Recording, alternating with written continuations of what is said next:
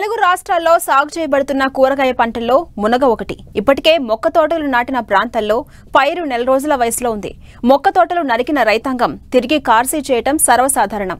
మొక్క తోటలతో పోలిస్తే కార్సీ తోటల్లో రైతుకు పెట్టుబడి ఖర్చు చాలా వరకు కలిసొస్తుంది. అయితే కార్సీలో మేలైన యాజమాన్య పద్ధతులు పాటించకపోవటం వల్ల దిగుబడులు నాశనకంగా ఉంటున్నాయి.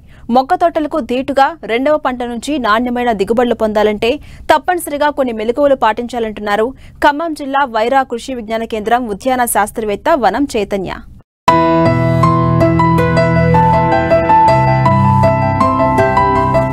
సాధారణంగా మునగ మొక్క తోటను నరికిన తరువాత ఆ మోళ్ల నుండి వచ్చే పిలకల ద్వారా ఇంకో పంటను తీసుకుంటారు. దీన్ని కార్సీ లేదా మోడెం పంట అంటారు. జూన్ జూలై నెలల్లో మునగను నరికిన తరువాత రైతులు కార్సీ తోటల నిర్వహణ పట్ల ప్రత్యేక జాగ్రత్తలు తీసుకుంటారు. మొక్క తోటతో పోలిస్తే కార్సీ సాగులో రైతుకు యాజమాన్యం సులభం. సాగు ఖర్చులు గణనీయంగా తగ్గుతాయి. ప్రస్తుతం రైతులు మునగ కార్సీ తోటల సాగుకు సిద్ధమవుతున్నారు.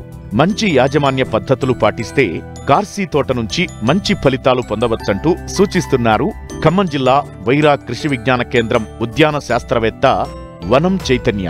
ప్రస్తుత కాలంలో పండించేటువంటి కూరగాయ పంటల్లో మునగ కూడా ప్రధానమైనటువంటి పంట. ఈ మధ్యకాలంలో మునగ యొక్క పంట ప్రాచుర్యం అనేది పొందింది. ఎందుకంటే దీన్ని మనము ఏకవార్షిక పంటగా లేదంటే అంతర పంటలుగా కూడా మనం సాగు చేయడం జరుగుతుంది. మునగలో కూడా ఇదివరకు బహువార్షిక రకాలు ఎక్కువగా సాగు చేసేవాళ్ళు. ఈ మధ్య కాలంలో మనకు ఏకవార్షిక రకాలని సాగు అనేది ప్రాచుర్యంలోకి వచ్చింది. ఇది మనము నాటిన 5 నుంచి 6 నెలల తర్వాత మనకి పూత రావడం అనేది గమనించడం జరుగుతుంది. సాధారణంగా మనకు ఫిబ్రవరి ఆ టైంలో మనకి పూత అనేది స్టార్ట్ అవుతుంది. ఇక మనము కాత అంటే మొదట హార్వెస్టింగ్ అనేది మనకు ఏప్రిల్ మే జూన్ ఆ టైంలో మనకి దీని యొక్క కాయ యొక్క దిగుబడి అనేది మనం గమనించడం జరుగుతుంది. అయితే మనకి జూన్ జూలై వరకు ఈ క్రాప్ అనేది అయిపోతుంది. ఈ పంటని ఒకవేళ మళ్ళీ రెండవసారిగా అంటే ఇది రటూన్ క్రాప్ లేదా కార్సీ పంటగా మనం కనుక సాగు చేసుకోవాలి అనుకున్న వాళ్ళైతే కొన్ని మేలైన యాజమాన్య పద్ధతులు కనుక పాటించినట్లయితే మనము కార్సీ పంట కూడా మనకి అధిక దిగుబడి పొందే అవకాశం ఉంటుంది. అయితే మొదట పంట అయిపోయిన తర్వాత మనకి ఆల్రెడీ మొక్క ఎత్తు అనేది ఎక్కువగా పెరిగి ఈ జూన్ జూలైలో వచ్చేటువంటి గాలుల వల్ల మనకి కొమ్మలు విరిగిపోయే అవకాశం ఉంటుంది. కాబట్టి మనము ముందుగానే భూమి ఉపరితలం నుంచి ఒక 3 అడుగుల వరకు మొక్కను ఉంచేసుకొని మిగతా పై భాగాన్ని మనము ఏటవాలుగా నరికివేయాలి.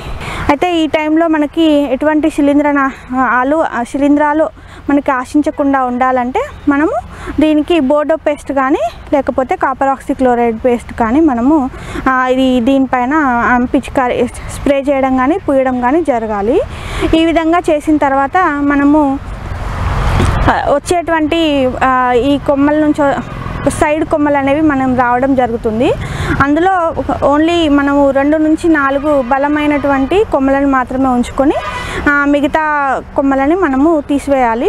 అయితే ఏమంటే ఈ విధంగా పక్క కొమ్మలు రావడం వల్ల మనకి మొక్క అనేది తక్కువ ఎత్తులో ఉండి మనకి కాయలు హార్వెస్ట్ చేసుకోవడానికి మనకు తెంపుకోవడానికి ఈజీగా ఉంటుంది. అంతేకాకుండా మొక్క గుబురుగా పెరగడం అనేది మనం గమనించవచ్చును.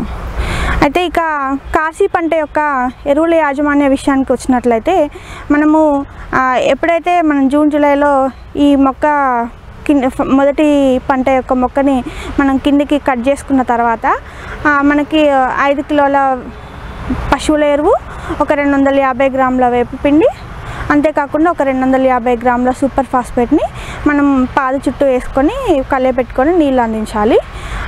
తర్వాత మనము ఈ కార్సీ పంటని స్టార్ట్ చేసిన తర్వాత ప్రతి 3 నెలలకి 6 నెలలకు ఒకసారి 9వ నెలకు ప్రతిసారి కూడా మనము 100 గ్రామ్ ఒక్కొక్క చెట్టుకి 100 గ్రాముల యూరియా, ఒక 50 గ్రాముల మ్యూరేట్ ఆఫ్ పొటాష్ను కనుక మనం వేసినట్లయితే మళ్ళీ మొదటి పంటకి అయితే ఏ విధమైనటువంటి దిగుబడి పొందవచ్చునో రెండో పంటకు కూడా మనము అంతే దిగుబడి పొందే అవకాశం ఉంటుంది. గతంలో మునగలో బహువార్షిక రకాలను రైతులు సాగు చేసేవారు. ప్రస్తుతం ఏకవార్షిక పంటగా అంతర పంటలుగా సాగు చేస్తున్నారు. అయితే ఏకవార్షిక పంటగా సాగు చేసే రైతులు మొక్కల మధ్య ఉన్న స్థలంలో అంతర పంటలుగా కూరగాయ పంటలు సాగు చేస్తే అదనపు ఆదాయాన్ని పొందేందుకు వీలుంటుంది. మొక్కకి మధ్యలో దూరం అనేది అధికంగా ఉంటుంది కాబట్టి మనకు కలుపు సమస్య అనేది రావడానికి ఆస్కారం ఉంటుంది. మనము ఈ కలుపును అధిగమించడమే కాకుండా రైతు కొంతవరకు ఆదాయాన్ని పెంచుకోవాలనుకున్న వాళ్ళు మనం కొన్ని అంతర పంటలు, ముఖ్యంగా కూరగాయ పంటల్ని కొన్ని అంతర పంటలుగా వేసుకోవచ్చు. ముఖ్యంగా దోస అలాంటి తీగజాతి కూరగాయలు, లేదంటే బెండ, టమాటో, లేదంటే కౌపి ఇట్లాంటి తక్కువ ఎత్తు పెరగడమే కాకుండా ఇవి ప్రధాన అంటే మన మునగ మొక్కలకి అది కాంపిటీషన్ కాకుండా ఉండేటువంటి మనం మొక్కల్ని కనుక అంతర పంటలుగా వేసుకున్నట్లయితే మనం కొంతవరకు ఆదాయాన్ని పెంపొందించుకునే అవకాశం ఉంటుంది.